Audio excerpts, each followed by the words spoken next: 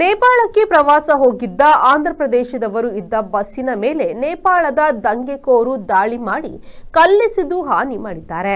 ಭಾರತದ ಪ್ರವಾಸಿಗರ ಬಸ್ಸಿನ ಮೇಲೆ ದಾಳಿ ಮಾಡಿದ ನೇಪಾಳಿ ದಂಗೆಕೋರರು ಅವರನ್ನ ದರೋಡೆ ಮಾಡಿ ದನಕನಕ ದೋಚಿದ್ದಾರೆ. ಹಲವು ಪ್ರವಾಸಿಗರು ಗಾಯಗೊಂಡಿದ್ದಾರೆ.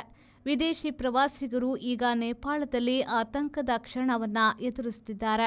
ಭಾರತದ ಪ್ರವಾಸಿಗರಲ್ಲದೆ ಉದ್ಯಮಿಗಳು, ವ್ಯಾಪಾರಿಗಳು, ಅರ್ಚಕರು, ಹಿಮಾಲಯ ಏರುವವರು ಎಂದು ಬಹುಮಂದಿ ನೇಪಾಳದಲ್ಲಿ ಇದ್ದು ಅವರಲ್ಲಿ ಕೆಲವರು ವಾಪಸ್ಸಾಗಿದ್ದಾರೆ. ಇನ್ನು ಹಲವರು ಆತಂಕವನ್ನ ಎದುರಿಸುತ್ತಿದ್ದಾರೆ. ನೇಪಾಳದ ಜೈಲುಗಳಿಂದ 15,000ದಷ್ಟು ಸೆರೆಯಾಳುಗಳು ಪರಾರಿಯಾಗಿದ್ದು ಸಾಕಷ್ಟು ಜನರು ಭಾರತದ ಗಡಿಯೊಳಕ್ಕೆ ನುಗ್ಗಿದ್ದಾರೆ.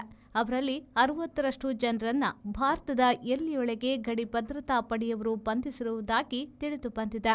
ಗಡಿಯಲ್ಲಿ ಭದ್ರತೆ ಬಿಗಿಗೊಳಿಸಲಾಗಿದೆ. ಹುಬ್ಬಳ್ಳಿಯ 5 ಪ್ರವಾಸಿಗರು ಕಾಠ್ಮಂಡುವಿನಿಂದ ರಕ್ಷಣೆಗೆ ಮೊರೆ ಇಟ್ಟಿರುವುದಾಗಿ ವರದಿಯಾಗಿದೆ.